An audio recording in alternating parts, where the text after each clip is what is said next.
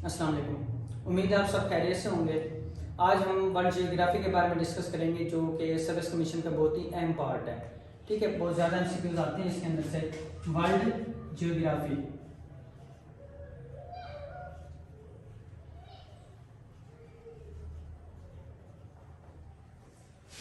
World geography के अंदर सबसे पहले हम अर्थ का जो वो बनाते हैं, मैप बनाते हैं ज़मीन का।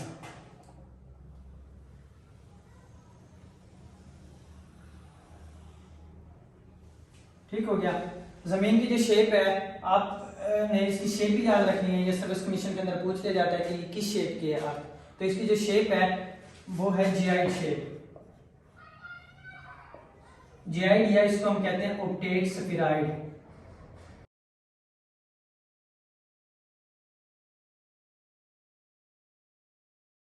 जियाइड और ऑक्टेट स्फीरॉइड। ठीक है, ये दो शेप आपने याद रखनी है जमीन के लिए।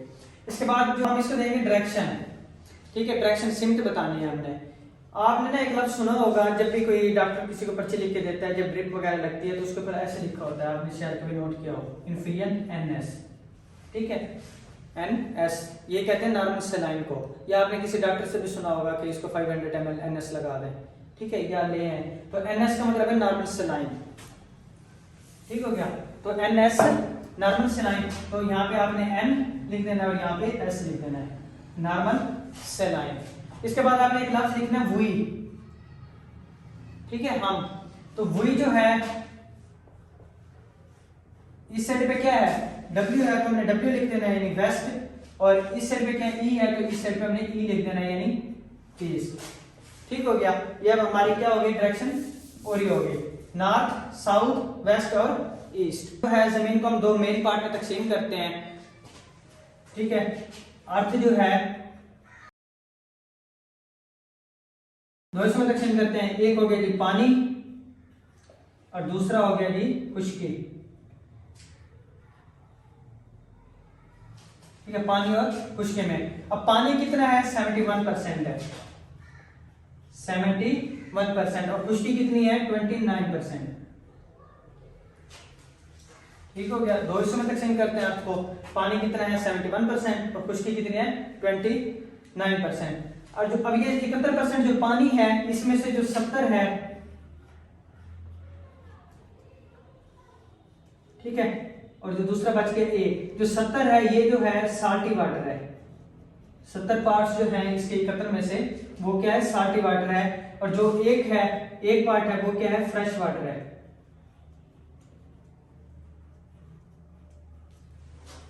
ठीक हो गया, साल्टी वाटर और फ्रेश वाटर।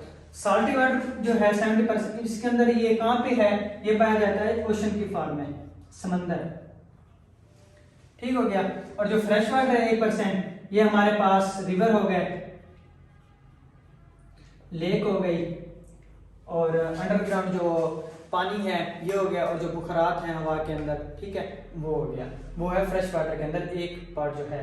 और जो 70 पार्ट्स हैं वो किसका है, साल्टी वाटर यानी ओशन के अंदर। इसके बाद है जी 29% जो खुश्की है। खुश्की इसको हम 7 उसके अंदर कॉन्टिनेंट्स के अंदर डिवाइड कर देते हैं, 7 कॉन्टिनेंट के अंदर यानी बड़े आजम के अंदर। बड़े आजम कहते हैं कि जमीन का एक ऐसा बड़ा खित्ता जो चारों तरफ से पानी से घिरा हुआ हो।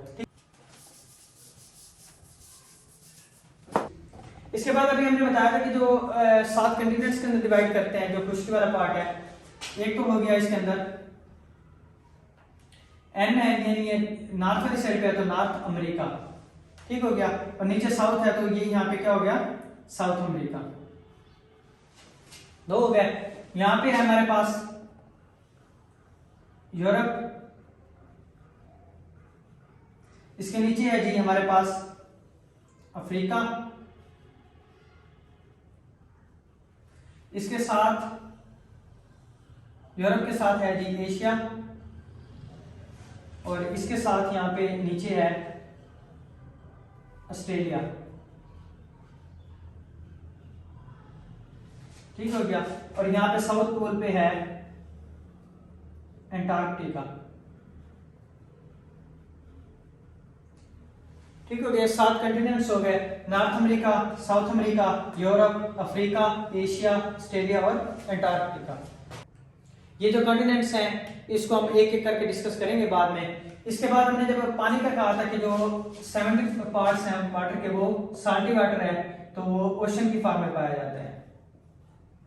ठीक है, ओशन की फॉर्म में। तो ओशन कितने हैं? 5 हैं। 5 ओशन है। कौन कौन से हैं? आजकल आपको पता है कि पाकिस्तान में हर बंदे को पैसे की जरूरत है, तो आपने एक लफ्ज याद रखना है, पैसा। ठीक है, पैसा। तो ये इस तरह ये 5 जो है ओशन है इसी तरह बनते हैं, 1 2 3 4 5। और तरतीब भी यही है कि सबसे बड़ा जो ओशन होगा वो कौन सा होगा? ये पहला। दूसरा बड़ा कौन सा होगा? ये वाला। तीसरा बड़ा कौन सा होगा? ये वाला। इसी तरह आपने तरतीब भी याद रखनी है। सबसे छोटा कौन सा होगा? ये एंड वाला। तो इनके नाम हम एक एक देखते हैं। सबसे पहले पी से है पैसिफिक ओशन। क्या है जी? Pacific Ocean. पैसिफिक ओशन सबसे बड़ा समंदर यही है। तो ये कहां पे है? ये है अर्थ की वेस्ट के अंदर और ईस्ट के अंदर, दोनों साइड पे है। ठीक है, ये समंदर और ये वाला कौन सा हो गया ओशन?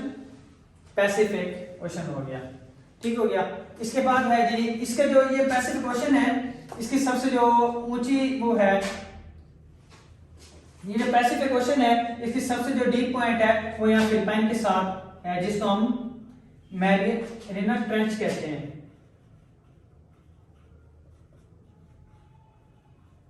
ठीक हो गया। इसको चैलेंजर डीप भी कहते हैं। सबसे ज्यादा पूरी दुनिया की सबसे ज्यादा डीपेस्ट पॉइंट यही है, चैलेंजर डीप। इसकी जो वो है डेप्थ है वो है 10,900 मीटर के करीब है। 10,900 मीटर के करीब इसकी डेप्थ है। ये फिलिपाइन, ये पैसिफिक ओशन के अंदर ही पाई जाती है। इसके बाद है जी ए। ठीक है, ए से बनता है जी अटलांटिक ओशन। ठीक है, ये दुनिया का दूसरा बड़ा समंदर है। ये कहां पे पाया जाता है? यहां पे।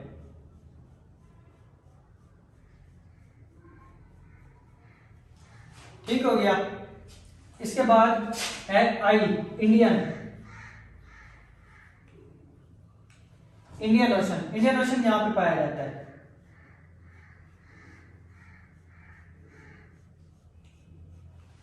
ठीक हो गया। इसके बाद है जी एस,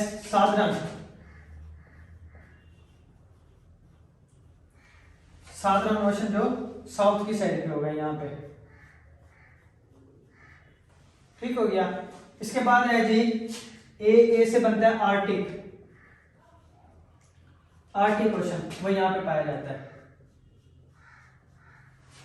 ठीक हो गया। ये 5 ओशन हो गए। अच्छा, आप ऐसे भी याद रख सकते थे नाम। तो मैप बनाने का क्या फायदा है? मैप से आपको याद रह जाएगा। इससे काफी सारे एग्जाम किसी तरह का भी एमसीक्यूज बना ले आपको याद रहेगा अगर आपको मैप याद होगा। तो मिसाल के तौर पर वो पूछ लेता है कि नॉर्थ अमेरिका की वेस्ट में कौन सा ओशन है, तो आपको पता होगा कौन सा है, पैसिफिक है। वो पूछ लेता है कि यूरोप के वेस्ट में कौन सा है, अटलांटिक है। वो एशिया के इसमें पूछ लेता है साउथ में कौन सा है, इंडियन ओशन है। तो जब आपको मैप याद होगा तो किसी तरह का भी एमसीक्यूज आ जाए आपको याद रह जाएगा। ठीक है, जो ये अटलांटिक ओशन है इसके बारे में भी सवाल बन जाते हैं कि आदमी है वो अफ्रीका से अमेरिका जाना चाहता है, तो वो कौन सा समंदर पास करेगा? ठीक है, कौन सा ओशन पास करेगा? तो आप फौरन जवाब देंगे कि अटलांटिक, क्योंकि आपको पता है कि रास्ते में कौन सा आ रहा है, अटलांटिक आ रहा है। इसी तरह के एमसीक्यूज है भी सही कि कोलंबस जो है उसने कौन सा समंदर, वो कौन सा ओशन पास किया था। आपको पता है कि कोलंबस का जो ताल्लुक था वो यूरोप से था, वो यहाँ पे आया था अमेरिका में स्टडी के लिए आया था, रिसर्च के लिए आया था। तो वो कौन सा ओशन पास करके आया था? अटलांटिक वाला पास करके आया था। ठीक है, इस तरह फिर एमसीक्यूज आ जाते हैं, वो आपको याद रखने पड़ेंगे।